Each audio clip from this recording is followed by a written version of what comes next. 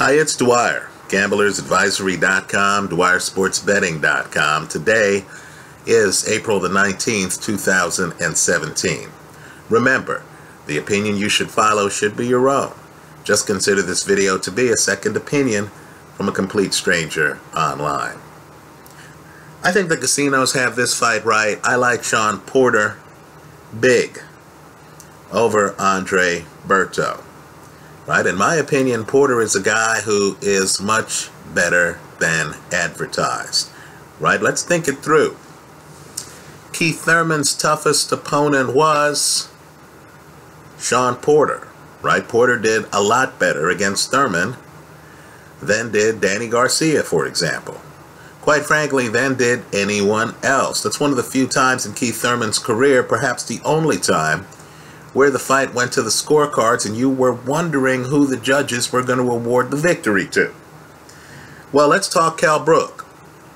When Kell Brook fights at welterweight, right, when he's not experimenting 2 weight classes up against Golovkin, at welterweight, who was Kell Brook's toughest opponent? Now, some of you are going to say Carson Jones. Carson Jones gave him a whale of a hard time that first fight. Right? But just understand, Shawn Porter's on the very short list of toughest opponents for Kell Brook in Kell Brook's entire career. Right? And right now at 147, really, Keith Thurman, Kell Brook, perhaps Manny Pacquiao rule the roost. Right? So Shawn Porter is that guy who, quite frankly, doesn't have a belt, but who you really have to think of as championship level. Understand, he's already beaten Adrian Broner. Understand, he stopped Paulie Malignaggi. Right? Stopped him. And let's face it, Malignaggi was a lot fresher then than he was now. Right? I know some are going to say, wasn't Malignaggi just stopped? That's not the same Paulie Malignaggi. Now, Porter has certain attributes that are going to help him greatly against Andre Berto. Right? For one, Porter can fight low. Right? Shawn Porter can get low, can stay low. Also, there's a misperception about Porter. People think he's a guy who just jumps in recklessly. When he jumps in, you could hit him with power counters and stuff like that. When he jumps in, he doesn't really have a game plan. Right? Kell Brook was able to tie him up when he jumped in. Right? Was able to hold him. Diffuse him. I feel that description does an injustice to Shawn Porter. Now, Porter is one of those guys who, in my opinion, had an off night when he fought Kell Brook. I thought he fought the wrong fight.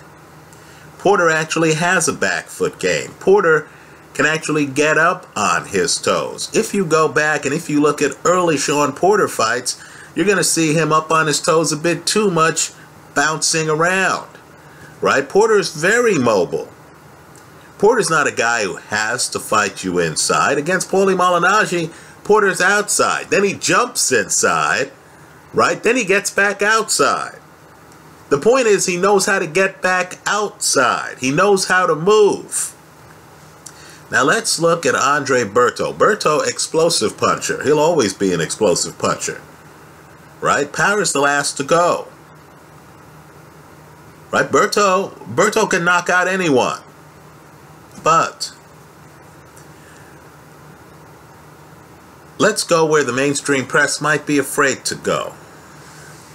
Are you certain that Berto still has championship level reflexes? Right? When I'm watching Berto, he seems slow to react to me. You're watching him against Floyd Mayweather. Now, granted, Mayweather, great fighter, but it was Mayweather's last fight. Right? I mean, this was a fighter with 1 foot out the door. He had already announced he was leaving the sport. And my goodness, Mayweather is so much faster than Andre Berto, isn't he? Somebody tell me what Berto did well in that fight. I can tell you Berto did not stop Mayweather from throwing lead right-hand power shots. I can tell you, Berto never stops Mayweather from being able to get low and hit him in the body, something I believe Shawn Porter is going to be able to do. I can tell you, Berto never succeeds in stopping Mayweather from moving around the ring. Right? I didn't get the feeling Berto could follow Mayweather around the ring. Now, Father Time is going to catch up with all of us, but what I've noticed with boxers is one of the first things to go are the quick reflexes. Right? The guy will still be fighting. He'll still be fighting world-class competition, and he'll still be able to get by on savvy. But you'll notice that he just doesn't have the reflexes to make moves, to respond to the moves another fighter makes. So as you look at clips of the Mayweather-Berto fight, I'm telling you, Mayweather looks a step faster than Andre Berto. I suspect Shawn Porter, who's still in his prime, who still looks fresh to me, is going to be a step faster than Andre Berto. Right? Berto, explosive puncher, is not blessed as a boxer. He's not blessed as a technician. Now, it's interesting because Berto, quite frankly, is one of the best spoken people in the sport. You want to hear great breakdowns of fight styles? Look up an Andre Berto video. In fact, Berto was asked about his fight with Floyd. He breaks down Floyd's style better than almost anyone. Right? He talks about Floyd's check hook. He talks about how Floyd likes to lead with right hands. He talks about how Floyd likes to move around the ring. Right? He knew what Floyd was doing. He just couldn't stop any of it. I mean, any of it. Let me say this too. There are moments in that fight, and granted, Mayweather is,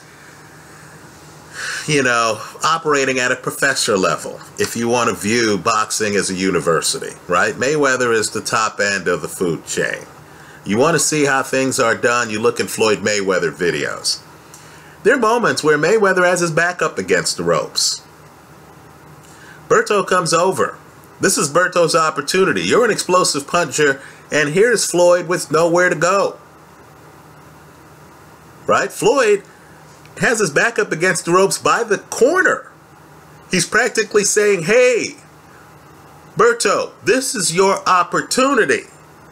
Come get me. I can't move left. I can't move right. I'm here in the corner with my back up against the ropes.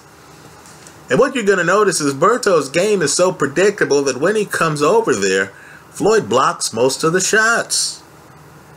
This almost seems like Ali Foreman. Right? Floyd in the corner is actually getting the better part of the exchange. So, I know it's going to sound a little bit hard. I know Berto still looks good in the ring. But in my opinion, Shawn Porter's on the way up. Berto's on the other side of the mountain. He's on the way down. Right? Berto has a puncher's chance in this fight. Wasn't that Berto dropping Victor Ortiz? Right? Berto can change a fight with one punch. I don't dispute that. Berto's the kind of cagey vet who could upset anyone. Right? If he lands right on you, oh, you could be in a bunch of trouble. Right? Berto does have some hand speed. What Berto doesn't have is reaction time. Reflexes. I believe he's the vet who sees what you're doing and can't stop it.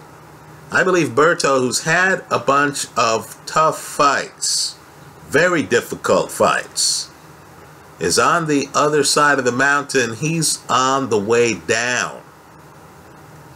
Right? I know people saw him fight Mayweather, and they said, hey, he went the distance against Floyd, and he was still coming at Floyd in the 12th round. He acquitted himself well.